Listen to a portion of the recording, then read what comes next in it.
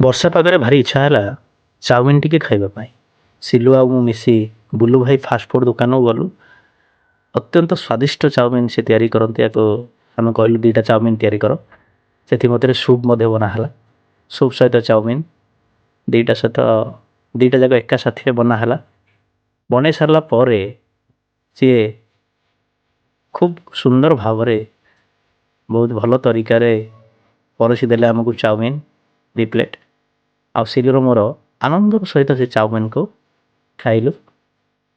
ଆଉ ଖାଇସାରିବା ପରେ ଏତେ ଚାଉମିନ ଟେଷ୍ଟ ଥିଲା, ଆପଣ କହିଲେ ବିଲିଭ୍ କରିପାରିବେନି। ନିଜେ କେବେ ଆସନ୍ତୁ ଏବଂ ଚାଉମିନକୁ ଟେଷ୍ଟ କରନ୍ତୁ। ସେ ଖାଲି ଚାଉମିନ ନୁହଁ, ଅନ୍ୟାନ୍ୟ ଜିନିଷ ମଧ୍ୟ ସବୁ ଚିକେନ ପକୋଡ଼ା କୁହନ୍ତୁ, ସୁପ୍ କୁହନ୍ତୁ, ଯେକୌଣସି ଜିନିଷ କୁହନ୍ତୁ ଫାଷ୍ଟଫୁଡ଼ର ସବୁ ଜିନିଷର ଟେଷ୍ଟ ନିହାତି ଭାବରେ ଅଛି। ଆପଣ ଆସନ୍ତୁ ଏବଂ ଟେଷ୍ଟ କରନ୍ତୁ। ଖାଇସାରିଲୁ। ଖାଇସାରିଲା ପରେ ଆମେ ହାତ ଧୋଇଲୁ। ହାତ ଧୁଆଧୁଇ କରି ପେମେଣ୍ଟ ଦେଇ ପୁଣି ଥରେ ବର୍ଷା ପାଗରେ ଘରକୁ ଫେରି ଆସିଲୁ।